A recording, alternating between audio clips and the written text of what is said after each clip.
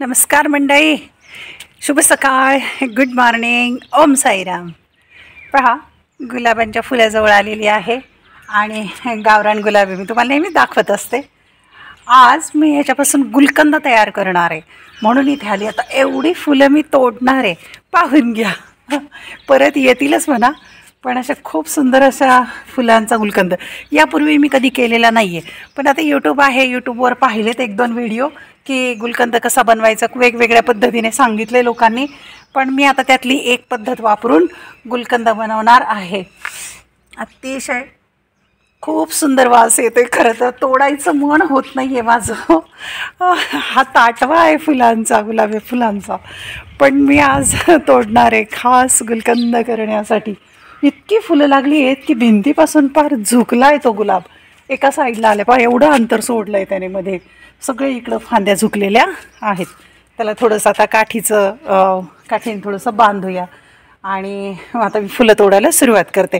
गुलकंदाची step पण तुम्हाला मी दाखवणार आहेच, कशा प्रकारे करते मी ते गुलकंद.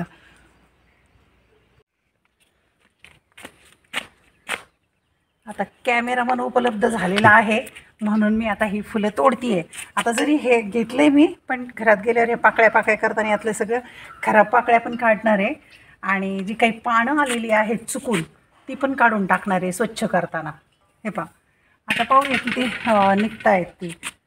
आणि नंतर त्याची कटिंग करावंच लागणार आहे ना आपल्याला. आज कॅमेरामन स्वखुशीने आलेला आहे. स्वखुशीने कसं हसू येत आहे स्वखुशीने म्हटल्यानंतर. घाईघाईत कळी तोडली जाऊ नये म्हणजे बस. कळ्या तोडायच्या नसतात. हे पहा, फुलं दाखवा, फुलं मस्त. पाहूया आता जमतंय का पण. है ना, गुलकंद खाल्ला ना तर डोळ्यांना चांगला असतो बरं का. 2 मिनिट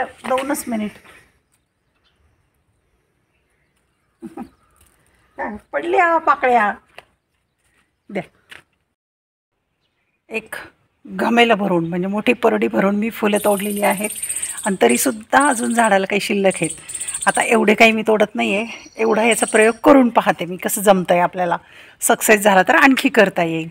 आणि पहा, आज या फुलांच्याकडे पाहून मला वाटलं फुलं किती सुंदर आहेत ना. पहा, चुरगाळणाऱ्या हातांना सुद्धा सुगंध देतात. मी त्यांना कापलं आहे, थोडंसं चुरगळलं आहे, तरीसुद्धा माझ्या हाताचा इतका छान सुगंध येतो आहे. खरं ना, माणसाचं जीवन असं का असू नये बरं. की आपल्याला वाईट वाटणाऱ्या घटना असतील, परिस्थिती असेल, व्यक्ती असेल, दुःख देणाऱ्या बाबी असतील, तरी पण ते आपण विसरू शकत नाही. ते दुःख आपल्याला खूप लागून राहतं. आणि फुलं पाहणं, आपण दुःख देतो आहे त्यांना, पण तरीसुद्धा सुगंध द्यायचं सोडत नाही. अल्पायुषी आणि क्षणभंगूर असूनही किती सुंदर आयुष्य आहे. गुलाबासारखं आयुष्य असावं आपल्याला. छान. चला आता पुढची प्रक्रिया आपण करूया.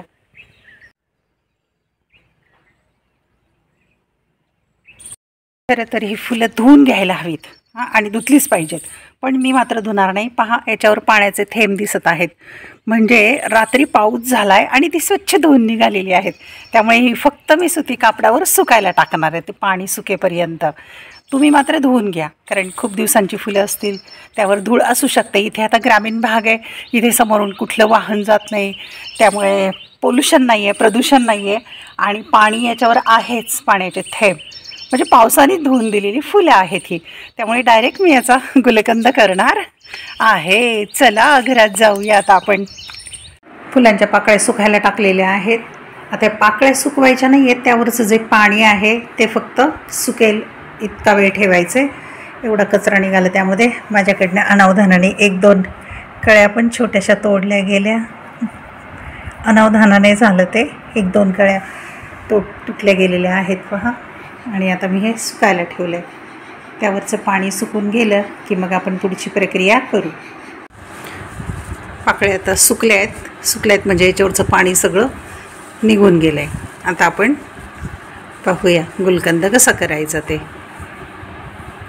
एक काचेचा बाऊल घेतला आहे आणि त्यात थोड्या पाकळ्या टाकायच्या आणि थोडी साखर घालायची, थोडी अशी, आणि असं चुरगळून घ्यायचं याला. असं सगळ्याला प्रक्रिया करायची आहे. सगळ्याला असं चुरगळून घ्यायचं, हे साखरेमध्ये घुळवून घ्यायचं आहे, चेवून घ्यायचं असं. हे सगळं थोडी थोडी साखर टाकून थोड्या थोड्या पाकळ्या टाकायच्या आणि अशी प्रक्रिया करत राहायची.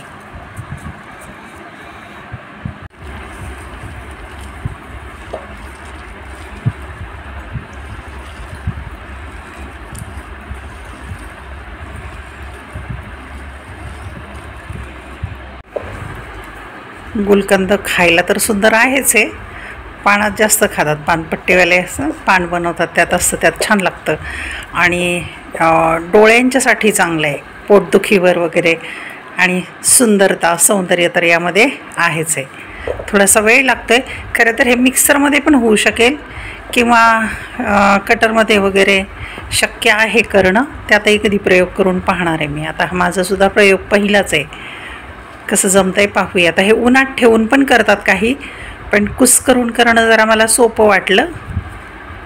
यात आणखी मध पण घालणार आहे. आता यात थोडंसं मध टाकायचं आहे. हा जो मध आहे तो विकतचा मध नाही आहे, तर शेतावर झाडावरचं पोळं काढलं आणि त्यातला हा मध आहे, म्हणजे खरा मध. त्यात भेसळ वगैरे काही नाही. आता पहा, हे इतकं असं बारीक झालेलं आहे. तर यात थोडंसं मध टाकू. मध टाकल्यामुळे साखर जी विरघळलेली आहे त्याची पुन्हा क्रिस्टल होणार नाहीत, म्हणजे कण होणार नाहीत. आता हे पुन्हा आणखी चांगलं मिक्स करून मग काचेच्या बरणीमध्ये भरायचं आहे.